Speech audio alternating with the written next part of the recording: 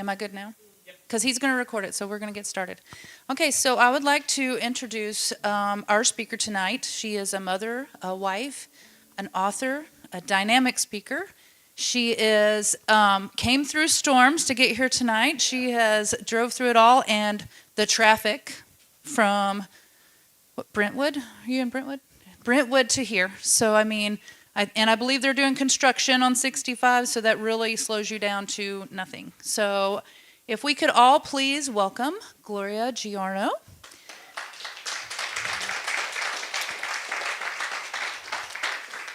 I'm going to move my stuff off of here, Gloria. Thank you for coming. I appreciate you so much. Good evening. Thank you all for having us. Apologies on the tardiness, but yes, it was horrible. But we're here, so we're grateful. We're blessed to be here with all of you. You just talked about, running, and you talked about, when you see something wrong. Well, my son attended Belmont University. He was student body president in 2020. And believe you me, I did not want to have to write a book on my son's college experience, but I was forced to. So I'm here to tell you a little about it. Belmont University, conservative Christian university in Nashville, Tennessee, we all think, right? We left Chicago so our children could they could live in a better community, in a Christian atmosphere. Well, Stevie was student body president in 2020, and on the 4th of July, our son posted on his personal Instagram page a picture of himself in front of a White House. And he thanked our forefathers for our freedoms and God bless America. So my son is a patriot, a true patriot. You would expect that to go over very well, correct? I mean, none of us find anything wrong with that. Well, there are 300 comments on that Instagram within hours. There are 300 comments. Go kill yourself. You're a bad person. You're not an American. The worst of it, you're a racist. So our son is labeled a racist because he loves his country. He's thanking his forefathers. We don't understand. At this point, it's the 4th of July. Everybody's doing what they always do. We don't understand what the problem is. So the next day, we wake to a change.org petition. Students at Belmont University started this. They want Stevie removed as student body president because he is celebrating a covertly racist holiday. How is the 4th of July a covertly racist holiday? Still don't get it. Long story short, I decide that there is no way that my son is safe at Belmont University. He has children, because they're children, they're students, but they're still children, telling him to go kill himself. He has them saying that they are going to beat him up. Well, they call it, if they see him, it'll be on site, which I guess I'm learning a new English. It means they're going to beat him up when they see him on campus. What do you do as a parent?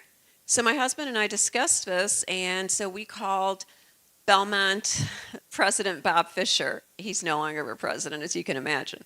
So we called Bob Fisher, and I left a message for Bob Fisher because his assistant told me he was not in, and he was aware of it. There was some controversy going on around my son's Instagram post, but they would get back to me, and it would all get resolved. So I wait.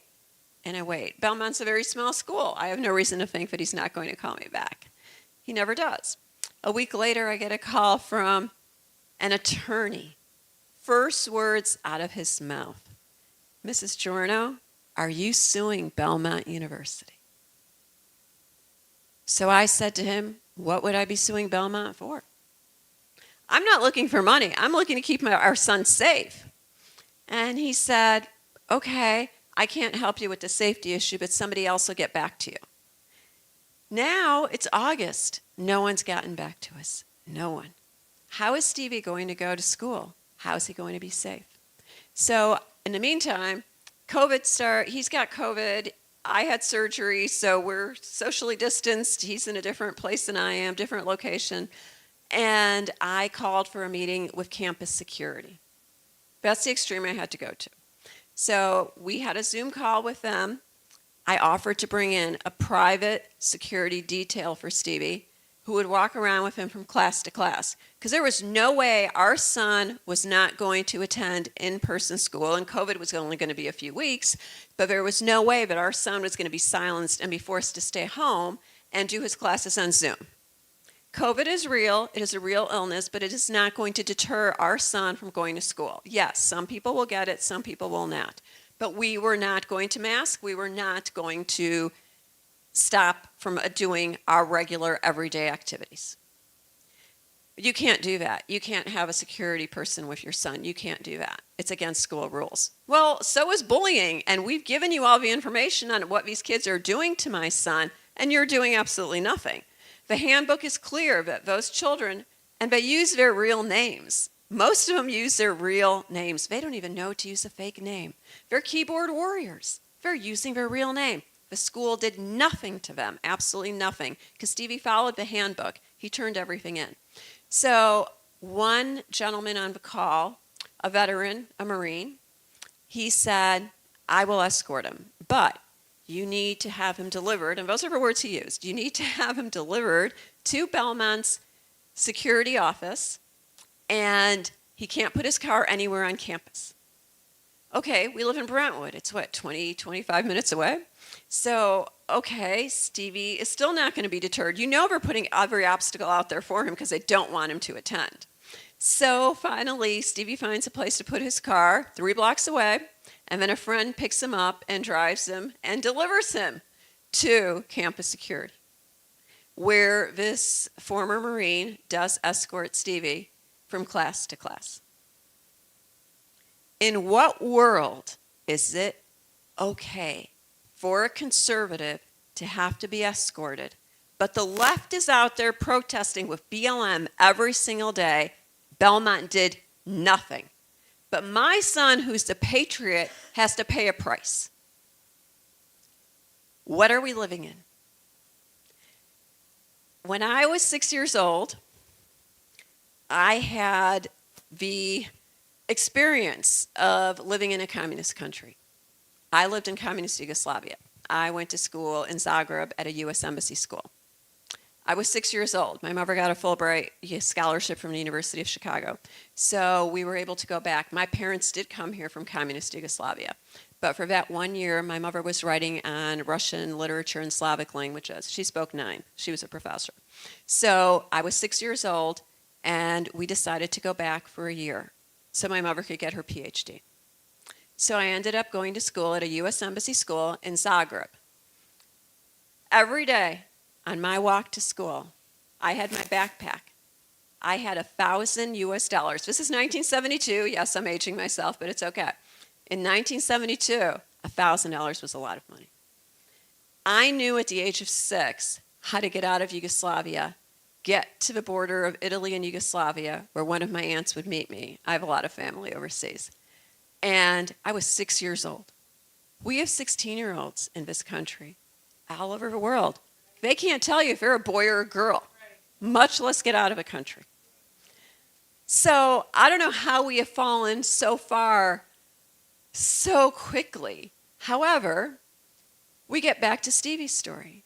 And all I can remember is when I walked to school every day with that backpack, I used to see the same police officers on every corner, every day.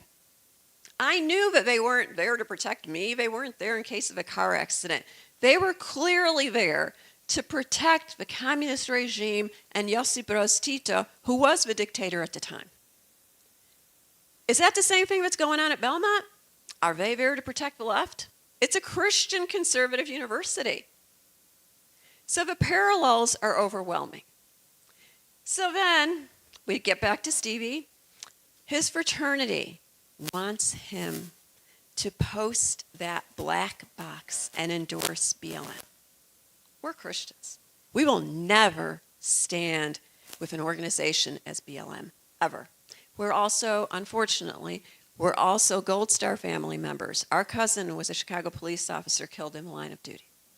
So for us, it hits a little harder than it does for people who are, out there celebrating BLM. So Stevie is called to standards, which is the highest with fraternities, the highest, I guess, authority with fraternities. So they call him out on a Zoom call.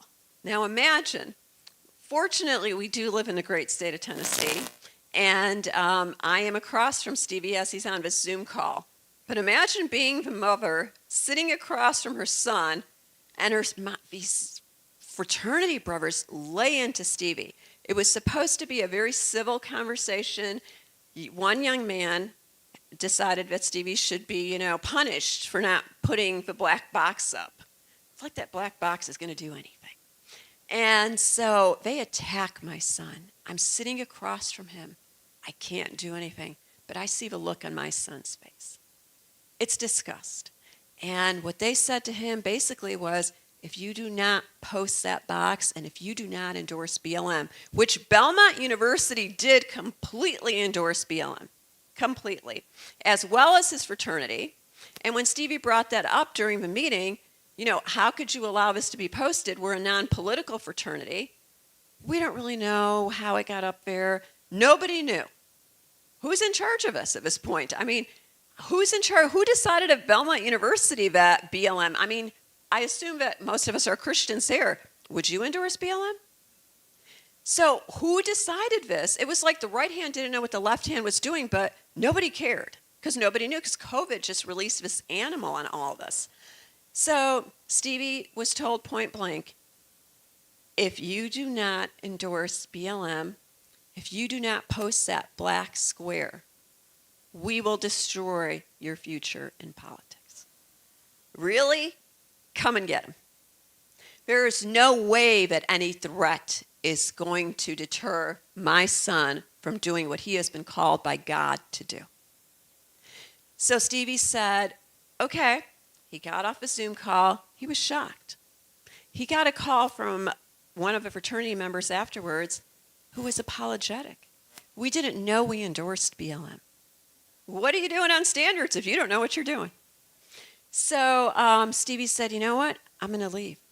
I'm not going to do it. I'm leaving. I am out of here. And he left, and two of his friends at Belmont left as well.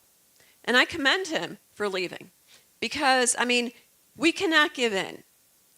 Yesterday's BLM protesters on every college campus are today's pro-Hamas rioters. And we allowed that to happen because 2020 was not, we didn't get a good lesson out of 2020. We let it get worse in 2024. Is Joe Biden to blame for that? Sure, of course he is. The left is to blame for a lot of it. But as parents, out here I believe you have a better understanding and a better grip of what's going on. But there are cities, we're originally from the Chicago area, the North Shore of Chicago. They don't understand what's going on, but they're beginning to wake up. Some of them are woke, but a lot of them are beginning to wake up now. But we need a better way of speaking with our young people. We need to allow young people into our party. We need to have them understand what it is to be a true conservative. We need to mentor them. We need to help them. We cannot let them go to college and say, as parents, they're 18 years old, they're adults now, we're done with them. We're never done raising our children. And it is a very difficult thing. They're on campus, so they're influenced by so many different people. So it is a difficult thing, but we cannot stop. But we all have to welcome them into our groups. I started an organization called United Women of Tennessee, and I was so excited. I started it during COVID, and Senator Blackburn launched our group on Zoom because we couldn't go anywhere. So I have women who belong throughout the country. So Senator Blackburn was interviewed by a young woman who was 19 who I mentored, and I do mentor young women still now. However, what we do is we give scholarship money to young women who are conservative. I'm not looking at their finances. I'm not looking for them to have straight A's. I'm looking at what are you doing right now as a conservative, and what will you continue to do in your future as a conservative. And I think those people should be rewarded. But we don't have anybody else who wants to do that. And unfortunately, now that if you pulled a Republican ballot, which I'm sure you all did, If you voted for us, I thank you, because Stevie and I are both delegates at large for President Trump. And so we can't wait. We're very, very excited. Thank you. And Stevie got 10,000 more votes than I did, but I beat him in Williamson County. But we need to back President Trump 110%. Stevie and I had the pleasure of meeting with President Trump at the golf club in Palm Beach, just a one-on-one meeting. Well, Johnny Bench was there too, so it was kind of cool. I'm a huge baseball fan. Go Cubs.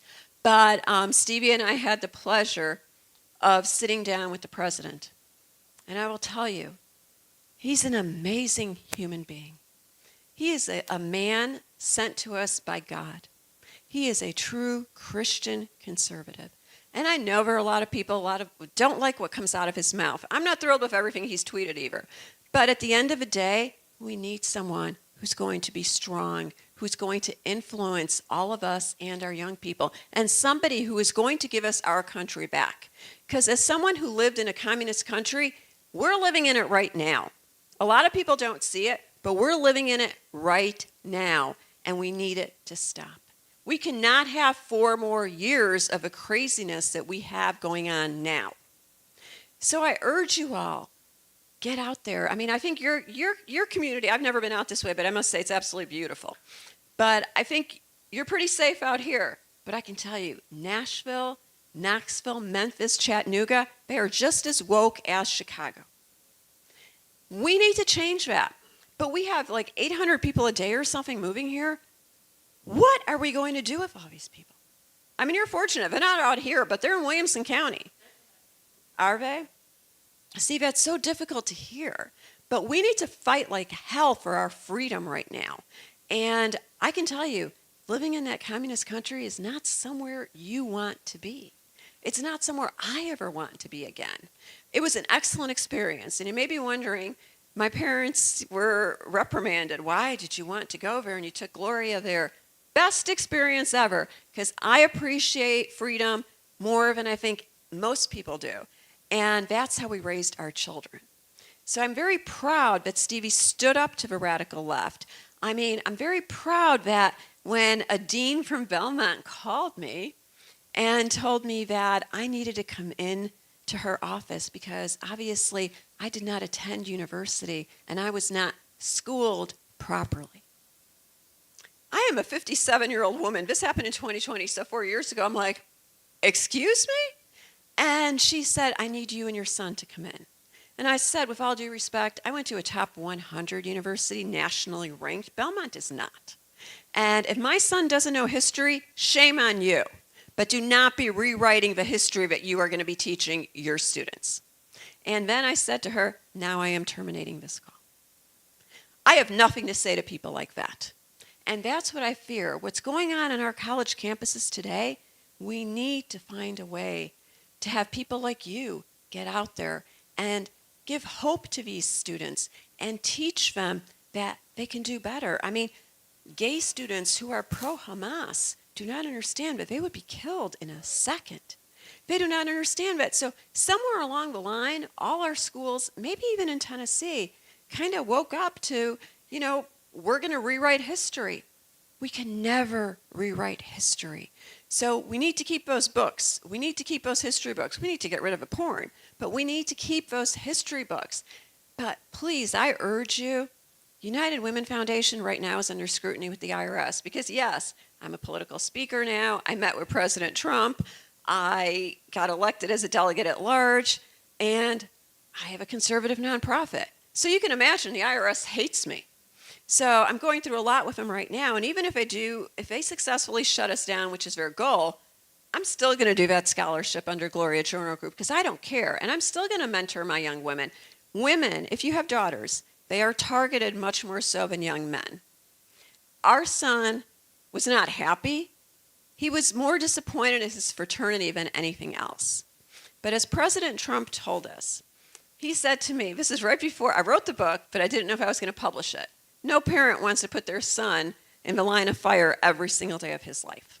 No parent wants to do that. My son has to carry everywhere. When he turned 21, he bought me a gun. We lived in the North Shore of Chicago, and we never had to own a gun. So President Trump said to me, publish the book. And when you're out there speaking, I want you to take Stevie with you. Because Stevie is hope. And he was younger then, he's 24 now. But he's hope. So please, teach your children right and wrong. Teach your children that the left is brainwashing them. And understand that when you meet with people, young people especially, because they are the future. I mean, one day we're going to be gone. But we want Tennessee to stay red. We're not going back to being blue. But I fear in 10 years we may if we don't all work together. We need to start working together. But even if if you meet a young person who is a leftist, talk to them. Try to enlighten them. I had a conversation with Herman Cain 8 months before he passed away. And he said to me, find people that will listen to you, that are open to hearing the word. I do find that young people are open. Are they receiving the word always? No. However, we must reach out to them. We have to educate them correctly, and we have to bring them back to God. We have to bring all of our students, all of our children back to God, because without God, we have nothing. So I thank you so much for this opportunity, and I'm going to introduce my son now, and then we will take questions and answers. And so my son is my hero. He says he's not because he's never served for our country, but to me and my husband, he is definitely our hero. So I introduce to you Stevie Giorno, and thank you so much for your time. Thanks. Well, thank you all for having us today. It is great to get out in the country. You know, we were in Florida for a few weeks on a little vacation, and it was very nice, but I'm very happy to be home in the land of boots and jeans, because those people in Florida may think like us, but they don't really dress like us. And I like to dress like this, so. And I love it. Even with the storm, you know, driving through all the hills and all that is very, very nice. But like my mom said, my name's Stevie Giorno. I'm the state chair for the Tennessee Young Republicans. I've had the privilege of being the state chair for about 17 or 18 months. I've gotten to travel across the entire state, and I've really enjoyed it. I think it's really important that we get out there and get young people motivated. Like she said, I did have a lot of negative experiences in college. However, I feel that as a result of those things happening, it shaped me into the person I am today and the person I'll continue to be in the future. And that is someone who stood up and said, I love our country because I know how bad it is in other countries. You know, so many young people think that what they're going through is the hardest thing ever. You know, of course we had COVID and that was a difficult time, but you know, my grandfather, who was born in 1923, had to survive through World War II, Stalin, Hitler, Joseph Tito, before legally coming to this country in the 1950s. And, you know, fortunately, he had somewhere to go to that was free. He worked hard. He worked in skilled trades as a diesel truck mechanic, and he was able to live the American dream, which, unfortunately, it seems it's harder to do that every single day. We see what's going on with inflation. You know, I'm trying to buy a house in Williamson County, and all these people from Illinois and California, I can say that now. We've been here like 10, 12 years. I can say that. And it's just really unfortunate. Oh, is it better now? Oh, it's perfect now. It's good now. Oh, all good. You know, I can say that now. We've been here long enough. My favorite thing to drink is sweet tea, and you can all see my boots. So I'm going to say I'm a Tennessean now. I think, you know, I vote Republican too. I'm definitely a Tennessean, not from Illinois anymore.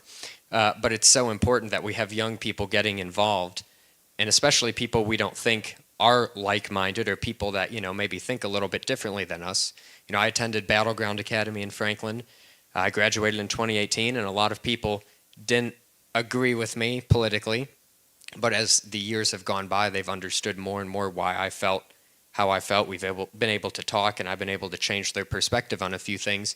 And that's really the goal of the Young Republicans. We are a kind of like a political Rotary group in that we have a lot of social events. We want to get like-minded people out there, but we also want people to come who don't agree with us, because we're never going to change anyone's mind if we only talk to people that agree with us. And that's definitely something I would encourage you all to do. Is, you know, I know it's very difficult and it's like talking to a brick wall sometimes, but unfortunately that's just something we have to do if we want to grow our party. And fortunately the Democrats are helping us very much in doing that.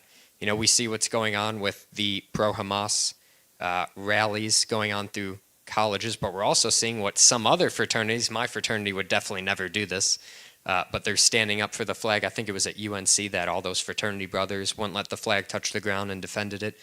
And regardless of what the media says of, oh, you're a young person, you have to be a liberal, there are a lot of people who are young who love our country because they know what it's like in China, they know what it's like in North Korea, and other communist countries like that. But, you know, when I was going through college, I'll say the worst experience, you know, of course, being escorted by campus security was really unfortunate. You know, having students, friends of mine who voted for me, you know, when I ran for student body president, I had 97% of the vote. I was endorsed by the college Democrats. Believe it or not, I promise it's true. They endorsed me. The college Republicans did and Turning Point USA did.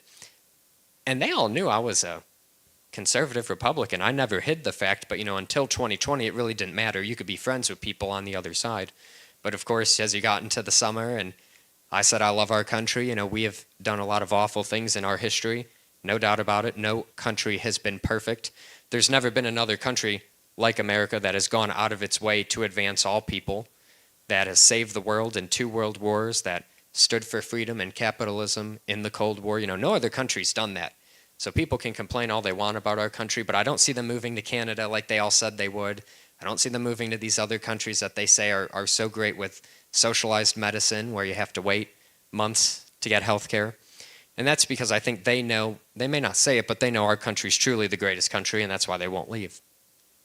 And that's just one of the things we've got to teach people. You know, in high school, I had a great education, but unfortunately a lot of people are not getting that. And in college, you know, it's a mixed bag. You know, education-wise, Belmont was great. Unfortunately, some of the students were not very great. There was a female student who went to Belmont who actually worked at a fast food establishment. You know, like I said, I love my sweet tea, and I'd get one every morning. And I didn't know this at the time, but she was not a fan of what I was saying at Belmont. And on the day of the presidential debate with President Trump coming to debate Joe Biden at Belmont, it was the final debate, this student said in the college Democrat group text, she said, "I've been putting gross stuff in his drinks because he's a Republican." And she put that in a group text with about 150 people. Of those 150, only one person sent it to me who was a friend of mine. We've had a lot of spirited disagreements, but he's a great guy, and he just became a lawyer. But does anyone want to take a guess on what the school did when I took screenshots and sent them to the school saying, hey, this girl who used her real name and had her real profile picture, she said she had been committing battery and putting things in my drinks. Anyone want to take a guess? They accepted her in the Belmont Law School. That's why in 2020 we had so many rules and restrictions and regulations from all these bureaucrats and liberals in D.C. saying you can't leave your house without a mask, you have to get vaccinated, you have to do this, you have to do that. And, you know, I'm of the mentality if you want to go get vaccinated, that is your choice, but you're not going to tell me how to live my life, and I'm not going to tell other people how to live theirs. And unfortunately, we had a lot of people that just believed what they saw on TV and Twitter. And they just said, oh, we're just going to go get vaccinated. We're going to wear 15 masks because that's going to protect us. Even though it says it on the box, this does not protect against COVID-19.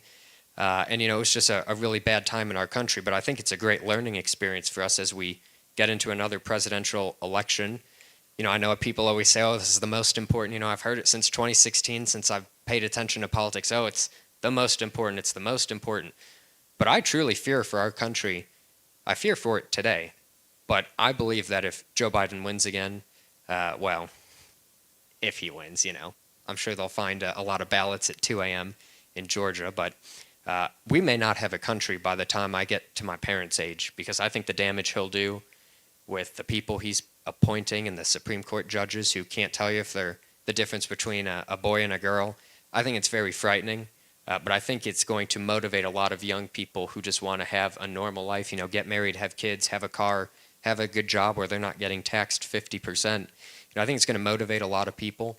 But one of the things I would encourage you all to do is it's hard to be a young Republican. You know, I was very grateful that my parents were supportive. I worked for multiple politicians. You know, I've worked on Senator Blackburn's campaign, Senator Haggerty's, and I worked for Ward Baker, who's a political consultant. And they were very supportive with me. My grandparents, who unfortunately passed away at by that time, you know, taught me the importance of American values. You know, my grandpa, he changed his name from Andre when he moved to this country to Andrew, because he wanted to assimilate. He learned how to speak English going to night school, because in order to become American, he wanted to actually become an American by speaking our language and living the American life. And so we've got to encourage young people to do that, because I fear that a lot of people are not encouraged to do that by the schools and by social media and by their own friends. So we should just look out for young people who are standing up for what's right, and please give them encouragement. We'd love to start a Young Republican chapter out here. We are a group of 18 to 40-year-olds. Of course, we love our older Young Republican members at heart who are over 40 but still want to be members. But we are in about 30 counties. We're actually hosting the 2025 National Convention, where we're going to have over 1,000 Young Republicans from across the country in Nashville. It'll be probably the largest Young Republican event, I think, at least since I've been involved. And so we're really looking forward to that. But we really need to do a better job in the rural counties of our state, because they matter just as much as the urban, as much as any part of our state. And so we've got to do a better job of reaching out. So if you know anyone, please let me know. I'd be happy to talk to them. But you know, it's just a big social group. We're always looking to add more counties and more people and get more people involved. So that's all I have. I want to thank you all, and happy to take any questions. I know my mom is too, if anyone's got anything. So your mom brought up a good point about meeting with Trump and saying, well, I don't necessarily always agree with like some of his tweets, but let me bring that up. Like what you did in terms of posting something up, and then all right, I went through it too. I was up in Michigan, and I had the police called on me like 7 times because I would not wear a mask out in public. And I just waited for the police to show up, and they said, you're fine. We're just doing our due diligence, but we suggest you leave because they're just going to be jerks, right? But what Trump does, and in fact, what you also mentioned too, which is what's happening on campuses, is rather than backing away, rather than trying to preserve yourself, you go back. What Trump does is he doubles down. So with a tweet or with a post like that, do another one. Now this time, you basically play the troll race, because it was the trolls that were coming after you. Now, it's surprising to find that there was as many that actually showed their real face, whereas what the statistic shows is a large majority of them are actually bots.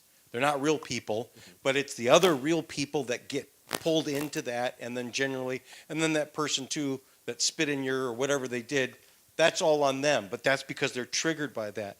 What makes it satisfying to go through the trouble is to go after it again. And sometimes too, they back down, and then what's happening on the campuses is they win because they are united. They're winning, or they're playing a battle, which is, so what you do is you gain affinity. You gain other people on your side. And so even when it comes down to triggering post, you have them trigger another post and say, oh, you thought that was bad, let me give you another one. And now post a picture of their stupid whining faces and stuff like that in there. You play the meme wars. And it doesn't make it easy sometimes, but see, that's what's happening right now. Is it's starting to change. Jason's lost a lot of family members because he plays the meme wars. Oh, wow. So I don't, Wait. I don't know if I really recommend that. Well, actually, let me. Oh, sorry. I can tell you, yes, you will lose a lot of family members. I personally have lost my granddaughter, who was born last July 1st. And my older son, married a young woman who is a liberal, who hid the fact that she was a liberal from us until she got that ring on her finger. My Trump flag has been hanging over my pool longer than she has been in our lives. She knew who we were. If you walked into my home, you would know exactly who we were. We have that American flag, that light is on 24/7 in front of our home. We display that proudly. I am proud of the fact that I am friends with senators who are conservatives. We were with Byron Donalds again. Byron is a friend of ours. I am proud of these people who fight for conservatives. I will never hide who I am. So we were unable. Stevie was removed as best man in his brother's wedding. My husband and I were taken out. So we were not even at our son's wedding.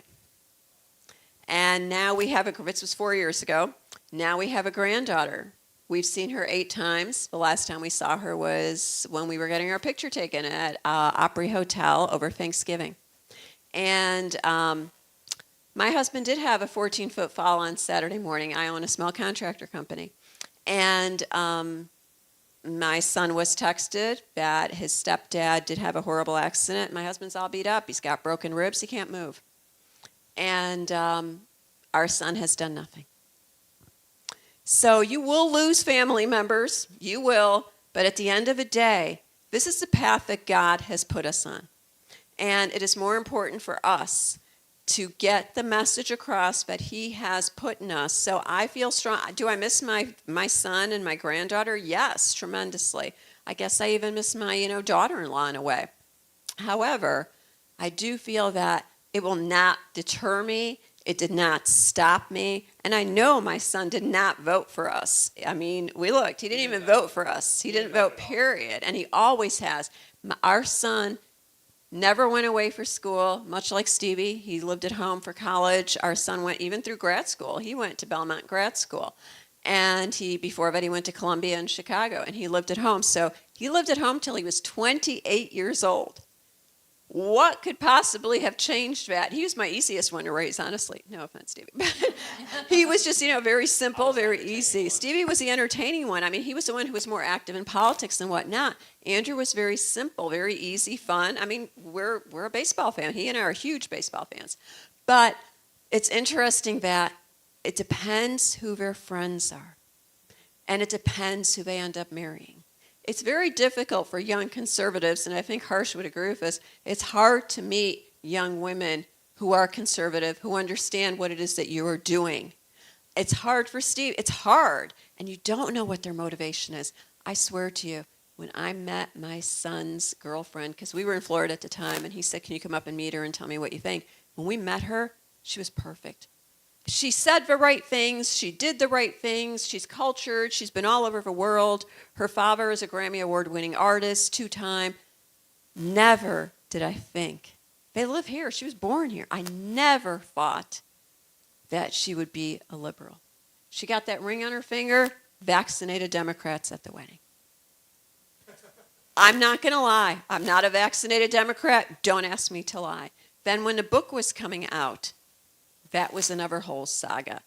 Didn't like it, didn't want me speaking. But as you can tell, I like to speak, and if I don't speak out, there aren't enough of us speaking out. We have to get together and we have to fight back. But yes, you will lose your grandchildren.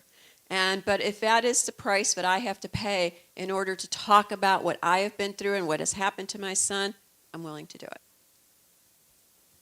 And also, to what you said about posting something again, I got in a little bit of trouble after. So I posted, of course, the first picture. I said I was proud to be an American, thankful for our forefathers. And, of course, that didn't go too well. And so, of course, what did I do next? I had a picture of Senator Cotton, Senator Haggerty, and I. And, I didn't want to make it complicated. I did a one-word caption. The caption was uncancelable. That was about a few days after they posted the Change.org petition. So I enjoyed it. No one said anything after that. But they did do the Change.org petition, which is still up. It's pretty funny. I read it when I need motivation. It's kind of entertaining. And look at all the comments on the Instagram. It's really funny. So I want to say something. Of course, these folks know me very well. It's my family and my friends. But a couple of things. Number one, I appreciate you coming out here. This is a small group, and we do a lot of political things. But the one thing about a small group, if you can get a small group together for your political future, and also for you, Tom, coming out here, appreciate that. This is one thing that you can guarantee on a group like this that you can't guarantee anywhere else. These are 100% registered voters. You can go to a lot of groups, but find those. Always get I don't care if it's 12 or 1,200. If you know you've got 100% registered voters sitting in that crowd, you go. You won't never mess up on that one. But so I'm of the opinion of, and I'm in Nashville a lot. Okay, I was in Huntsville today. I'm traveled around the Southeast. I get it. Right now in Tennessee, our Republican Party we have a majority. Okay, in Tennessee legislature, we all know this.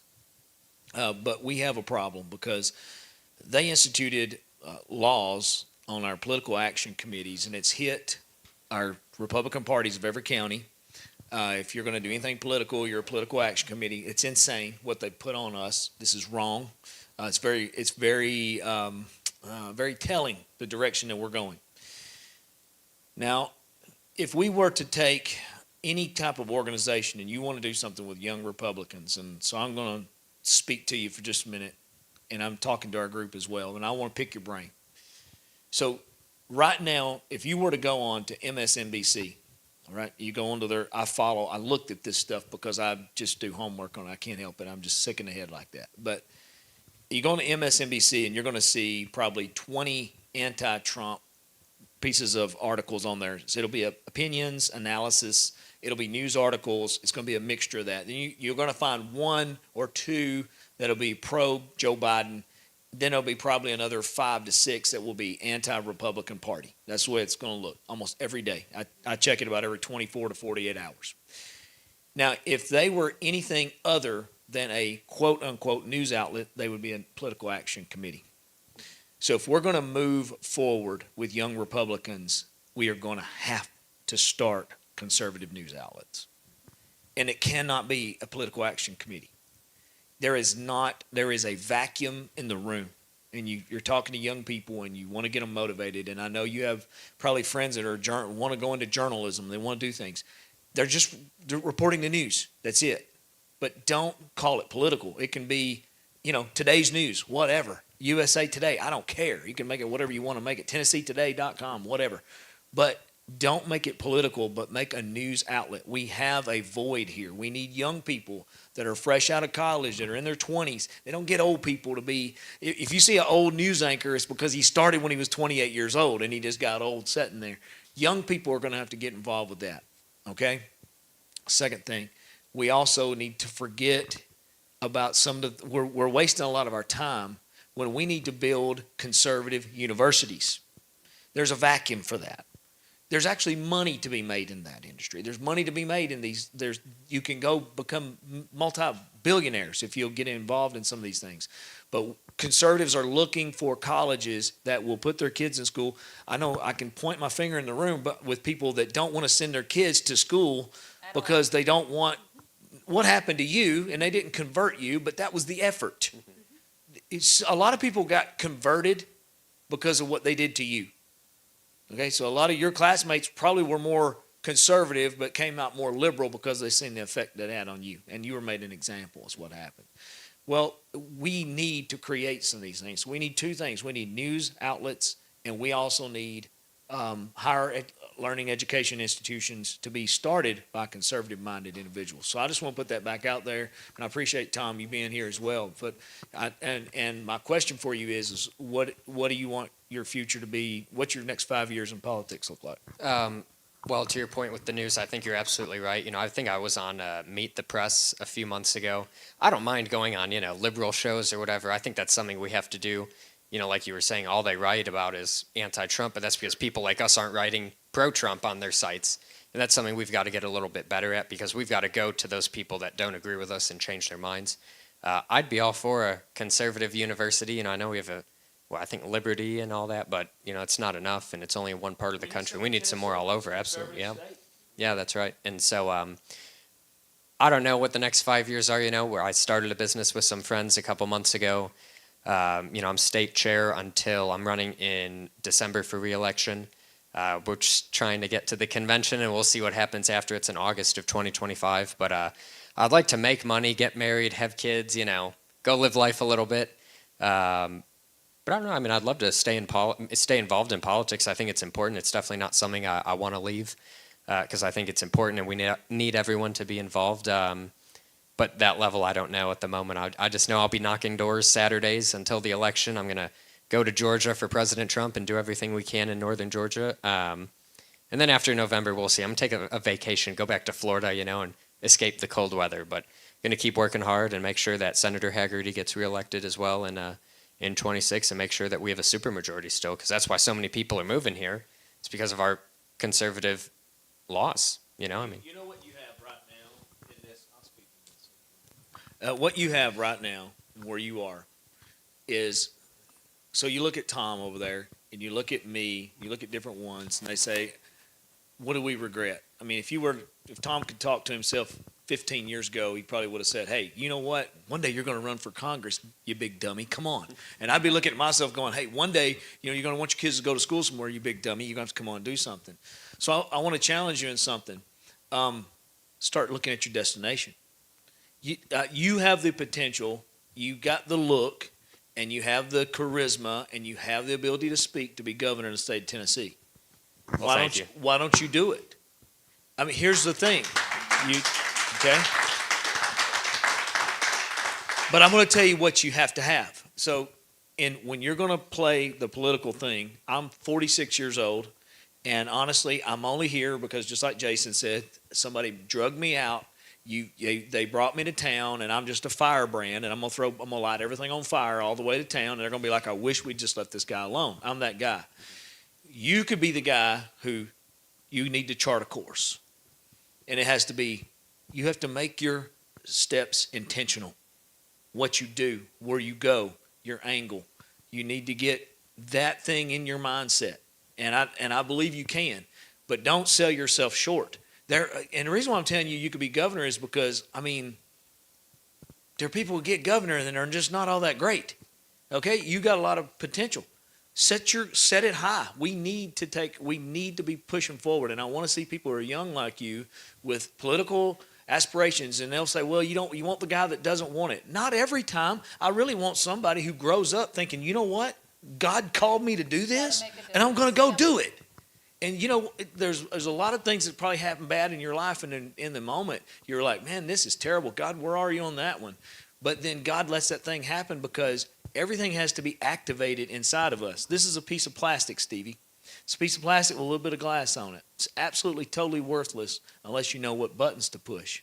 The thing that happened to you pushed the buttons to activate you, okay?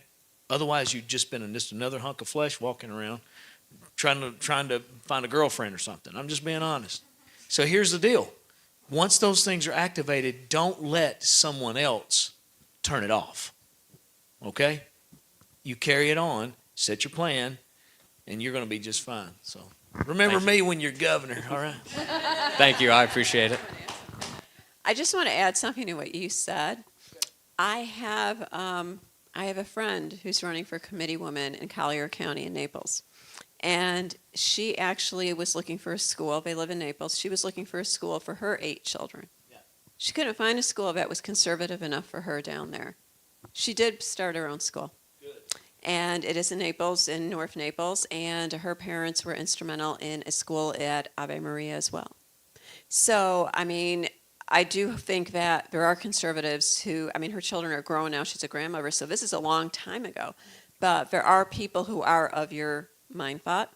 And another thing as to what you said about Stevie, I'll just leave you with this. When Stevie was 8 years old, we were at the White House. We went every year. Whenever there's a Republican in office, I will take my children every year. As soon as a Democrat gets in, we don't go.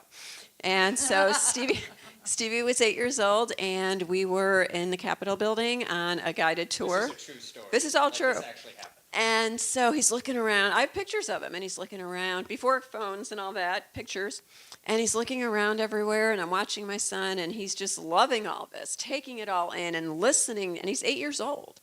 And so I said to him, he said, I'm going to be in this building one day. And I said, what are you going to be doing here? And he said, I'm going to be a senator. Okay. I said, that's good. That sounds great, sweetie. We encourage our children, right? Then we went to the White House the next day on a tour. And then he walked around. We got outside to the front lawn. And he said to me, I'm going to be in this building after I'm done with the other one. And I said, what are you going to be doing in this building? And he said, Mom, I'm going to be the president. And that's exactly how he said it. I'd really prefer not to be governor. It'd be great. I don't want to go to D.C. But that's how he said it. And from the time he was 8 years old, my husband and I knew that he was going to be in politics, and he has never changed his mind. Just like my older son was always going to be in sports, and he is. He works for a major league team here in Nashville, and he's in upper management. Stevie has never changed his mind, nor did my older son. So I think sometimes our children tell us they want to do things, and we're like, oh, that's so far-fetched, we're never going to do it. But it actually can happen. So, but I do think that God, we never knew. When we moved to Tennessee, I developed a lot of allergies, significant. And I never understood why God would put me in this beautiful state and make me so sick. And yes, I have EpiPens, the whole 9 yards. And when he got into politics, at 17, he volunteered for Senator Blackburn. Well, then she wasn't senator, but for Marcia's campaign. And he was 17 years old. And when I saw what he was doing and what he was learning in politics, I realized God brought us to Tennessee for a reason.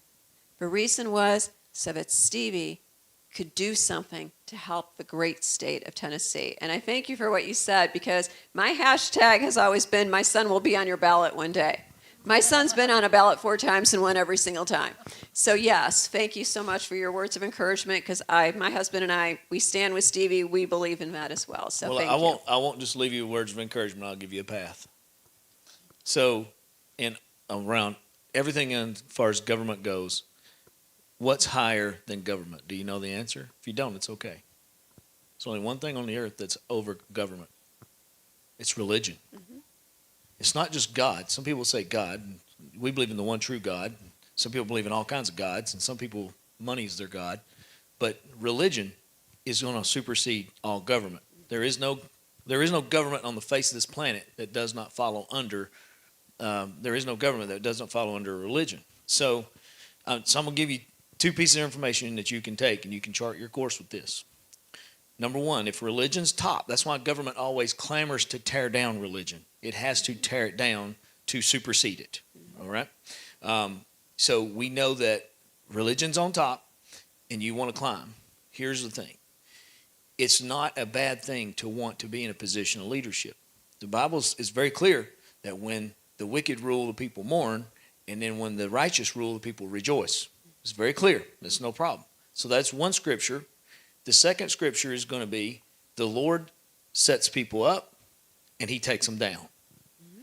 And so if you want to climb into government, climb in your spirituality. And God will do the work. But I want to challenge you in that. Don't follow the way of what the world's telling you, what's successful and what's not. You follow, that's what you've already done this far, and it's already brought you this far. The reason you're here right now is because you didn't cling to what was told to you. You clinged what's been put inside of you and what you feel. And I want to encourage you in that, and that the position will open up for you at the right time, and it will just happen. But don't even pursue government. Pursue God in your belief and stick to that, and God's going to open the door. But here's the thing. Remember this from now on. If you're invited, go. That's Stevie. If I'm invited, I'll go. And sometimes that's going to suck. Okay? And then God's going to open the right door. Only if there's, bad weather. Other than that, it's great. Well, you know what? God bless you. You can do this. You can do this. And one day I hope you remember the old red barn back here one day. Can I jump back in? Usually I think I can contribute to this. One, thank you. Thank you both for having the mindset to stay in the fight is something that I've used and have said and was asked that question is, because what do we do? What do we do? The answer is we stay in the fight. And I'm just going to read through this. This is an exchange that I had on Facebook. And so part of my campaign strategy is when Congressman Desjardins posts, I just go in and the people that are, screaming like, do something different, I just let them know that there's a choice. And so this is the exchange I got. And like I said, I'll read it through, and then just the end of it is we do have to talk to folks, like you said. So Tom Davis for Congress, which if you're interested, that's my Facebook page. And he says, you are just another far-right goose-stepping thug. The only freedom you worry about is your rights and your far-right thug's rights. You don't care about the rights, should be of others. Shrink government more so the wealthy and criminals can do whatever they desire. No thanks. Your gun rights aren't even in danger. Just goose step to Putin's Russia. You are a better fit there. I doubt you will respond to my comments because you are weak. Am I right? Right-wing thug. So here is my response now to, it's on there, Jeff Hutchinson, so I don't care to say his name on there, but here's my response to him. Thanks for your comments. Since you seem to know me and my background so well, it is very hard to comment on what you have to say. And then I say, on 14 May, I will be at the Huddle House in McMinnville from 8 to 9 having coffee with veterans. You are certainly welcome to attend and actually meet me and discuss your concerns with me. You can also find me on YouTube at Tom Davis TN4 or Red 4 Reviews to see how I stand on the issues. I also answer questions that I have been asked in videos at Tom Davis TN4. If you are interested in getting to know me, please feel free to join my page to ask questions. You can comment on the page, direct message questions, or email me at tomdavistn4@gmail.com. And I am more than happy to answer. Thanks again for your comments and for engaging in our Republican form of government. I will tell you straight up, the answer I received is not what I was expecting. Here's his reply to me. Why do you support gun rights for convicted felons and those who are a danger to themselves or others? What exactly does limited government mean? I've seen plenty of examples of modern day conservatives love big government. Why support something like term limits? It doesn't limit corruption, and those who have the money behind these Congress members will just pick the next guy too. Why not support a constitutional amendment that says money isn't speech in freebies that lobbyists use to bribe our politicians and make public what lobbyists say to our elective officials? So my expectation of this was more like, you're just, you're going to goose step and all that. So there's hope out there. I think deep down, some of them, we've heard some men you just can't reach. Some of them actually understand that they're wrong, and they're looking for a way. And like I said, I thank you for standing up to that, and you for riding along with him or together, however it came about, and staying in the fight. And we cannot give up. We absolutely cannot give up. So you can see my response to his questions on, it'll be on YouTube when I get that uploaded, and it's already on my Facebook page. If you got about 30 minutes of your life that you don't care to give up and not get back. Thank you. Okay, do we have any other questions? Okay, we have another. More of a comment. I listened to a podcast on universities, and it was, who do you think the real customer is? Only about like the funding that comes from the students versus donations. It's like 3 times more comes in from donations than actual students. And who do you think those donations are coming from? Mm-hmm. It's all the left. And they've infiltrated every university. There is not one university. I mean, you can talk about Hillsdale, you can talk about Liberty. They're all infiltrated. I mean, it's just how it is. They're infiltrated from the inside out.